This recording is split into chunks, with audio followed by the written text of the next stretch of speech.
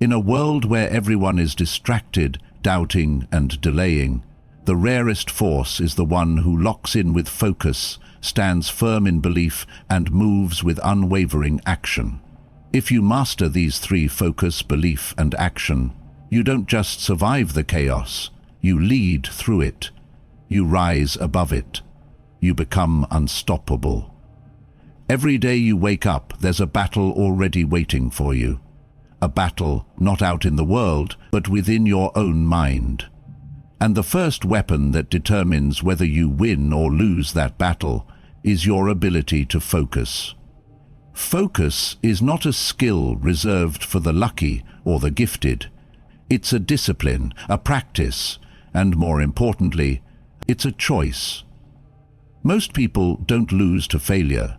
They don't lose because they weren't talented enough. They lose because they allowed the noise of the world to become louder than the voice within. They allowed distractions to become their drug. The reason most never reach the level they're capable of isn't because they don't have the fire. It's because they keep pouring water on it, checking every notification, saying yes to every distraction, letting their attention scatter into 1,000 useless pieces.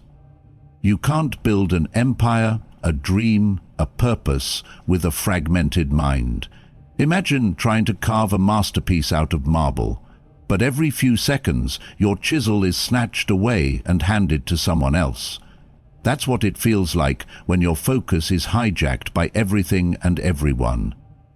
In a time where attention is the most valuable currency, protecting it becomes the greatest act of self-respect. You want to take your life to the next level? Start by silencing what doesn't serve you. You don't need to know everything happening in the world. You don't need to be involved in every conversation. You don't need to respond to every voice that calls your name. Because the only voice that truly matters, the one that shapes your future, is your own. And here's the truth nobody wants to admit. Focus feels boring at first. Stillness feels uncomfortable. Quiet feels unfamiliar, because we've trained our brains to crave the next thing, the next sound, the next rush. But there is a deeper power waiting underneath that discomfort. When you sit with it long enough, when you stop giving in to every little urge, something incredible happens. You begin to hear clarity. You begin to find direction. You begin to create instead of react. Greatness isn't loud. It's built in silence, in repetition, in moments where no one is watching and no one is cheering. But if your focus is strong, you don't need applause. You become the fire, the engine, the source. And that kind of self-generated momentum is unstoppable. When you train yourself to stay locked in, not for minutes, but for hours, days, years, you separate from the crowd. Most people live scattered lives. They chase 100 things, touch none deeply, but the one who locks in, the one who moves with discipline and ignores the noise, that's the one who builds something eternal. There will be people who won't understand your quiet. Let them misunderstand. There will be moments where your path feels lonely. Let it be lonely. Because when you're focused, you're not escaping the world. You're building one. And the world you're building demands that you be present with it, fully, fiercely, unapologetically present. Stop giving pieces of your attention to things that won't matter tomorrow. Start pouring all of it into the things that will define your legacy. Your dream needs your full energy, not your leftovers. Your growth needs your full attention, not a distracted version of you. The highest version of yourself is not buried under excuses or chaos. It's simply buried under too many open tabs in your mind. Close them, choose one thing, and give it everything. You don't need to be perfect to focus. You just need to decide that what you want is more important than what you're tempted by. And that decision? That's where the shift begins. That's where clarity enters. And when clarity enters, everything else, fear, doubt, distraction, starts to fall away. Because focus sharpens you. It makes you dangerous. It makes you powerful.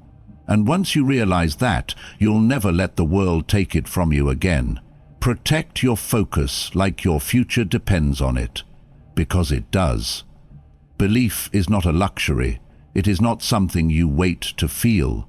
It is something you decide, and that decision must come before the evidence, before the results, before anyone else believes in you. That's the hard part. That's the part nobody prepares you for. You have to believe in yourself when it looks like nothing is working. You have to believe when the numbers aren't growing, when the doors keep closing, when the voice in your head is louder than any applause you've ever heard. You don't get to wait until it's easy. If you only believe in yourself when life is going well, when the plan is flowing, when you're winning, then it's not belief, it's convenience. Real belief is forged in the dark.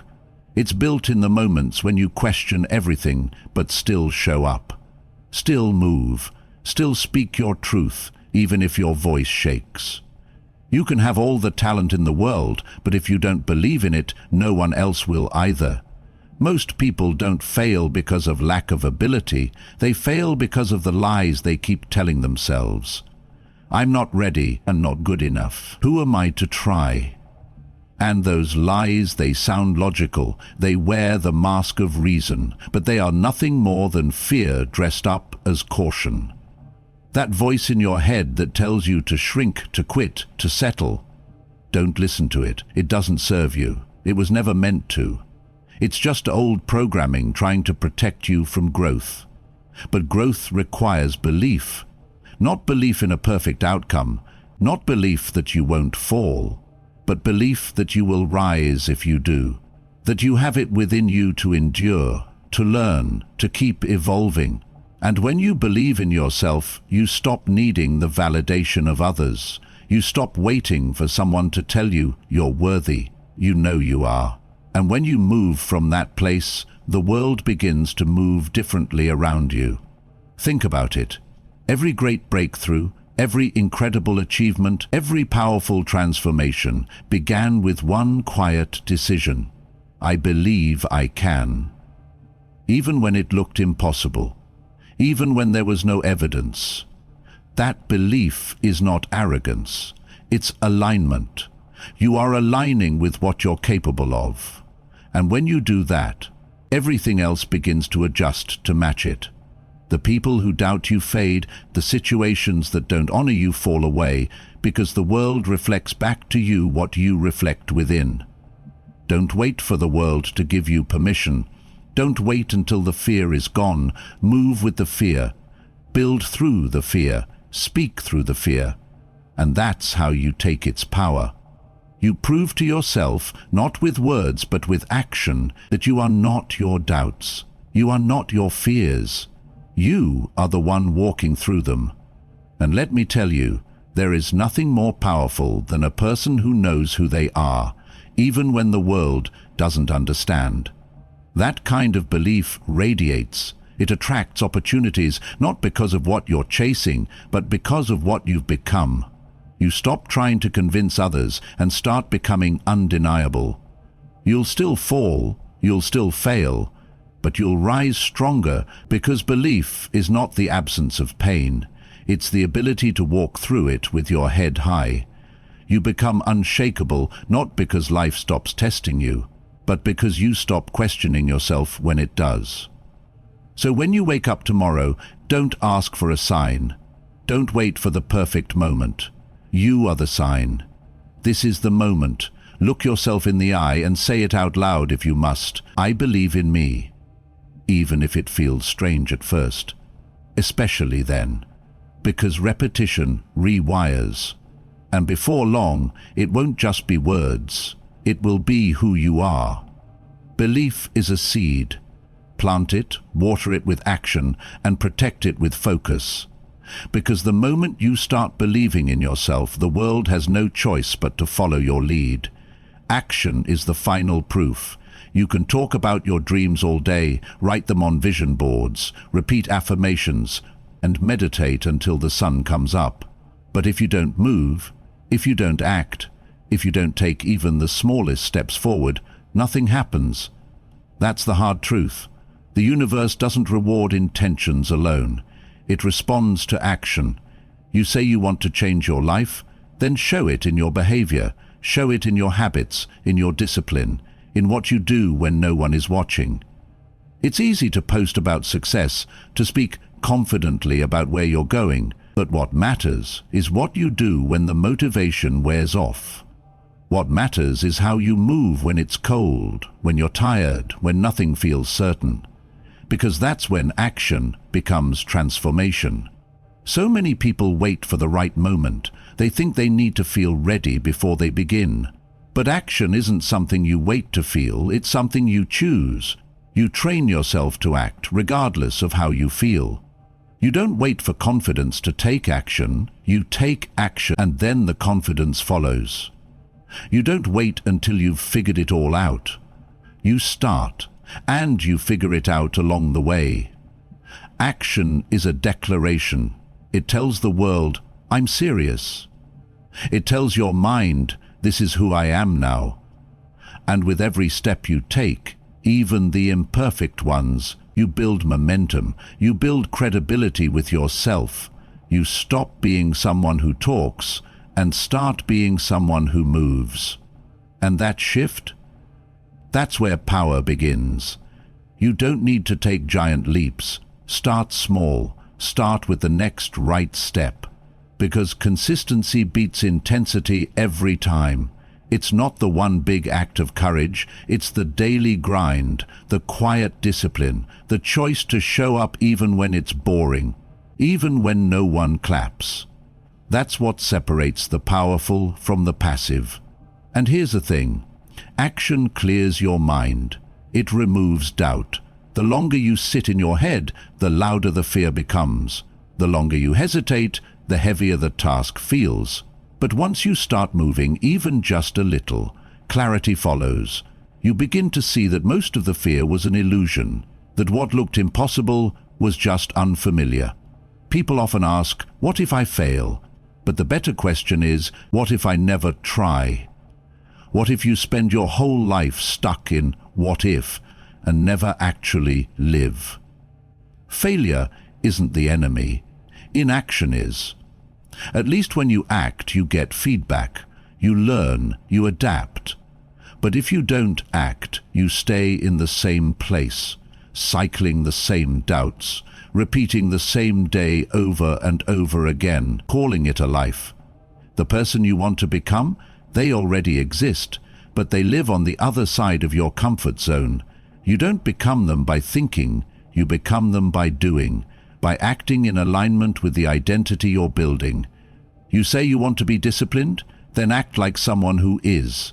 You want to be confident, then move like someone who knows their worth. You want to be free, then start taking the steps that move you out of your own prison. And don't think the action has to be big or loud to be meaningful. Often, the most powerful moves are silent. Waking up early, saying no to distractions, choosing the hard thing over the easy escape. You won't always be inspired. That's why you need discipline. Because discipline says, I will act anyway, and that's where transformation begins. Not in the high moments, but in the low ones you refuse to let define you. Action is the bridge between who you are and who you want to be.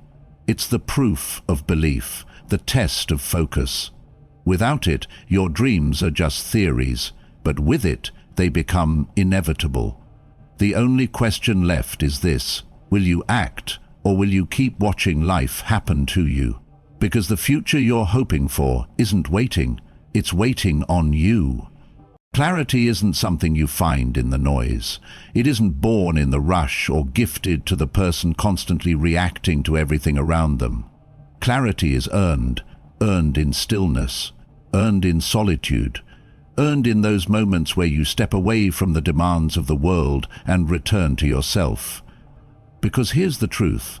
When your mind is cluttered with everyone else's opinions, expectations, and distractions, it becomes impossible to hear your own voice. We live in a world obsessed with movement. More meetings, more notifications, more updates, more noise.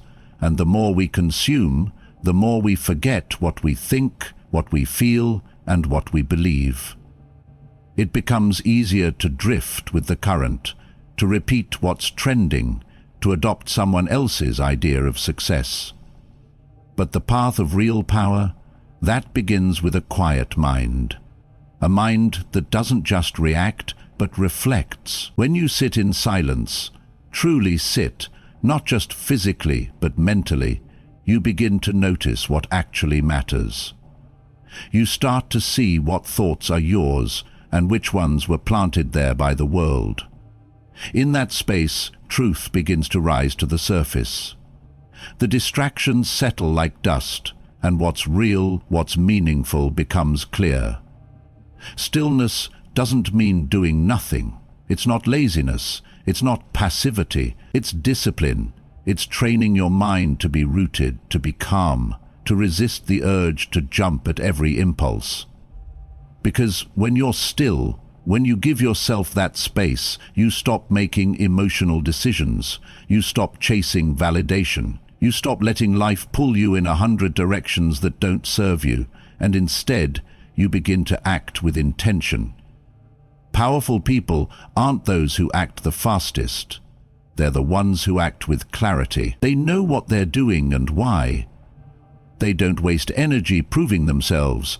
They don't fall into every trap. They don't panic when things go wrong. Why? Because they've developed that inner stillness, that sharp, unshakable sense of direction that can only be found by turning inward. Most people are afraid of silence. They avoid it because in silence they're left alone with their own thoughts. And that's where the real battle begins. That's where the insecurities surface, the fears, the unfulfilled dreams. But that's exactly why it's necessary. You have to face what's within if you ever want to command what's outside. When you don't pause, when you don't reflect, you start confusing activity for progress. You can be busy all day and go nowhere. You can fill your calendar and still feel empty. Because without clarity, you're just moving. But movement without meaning is just noise. And over time, that noise becomes overwhelming. You burn out, you lose direction. You wonder why nothing feels right anymore.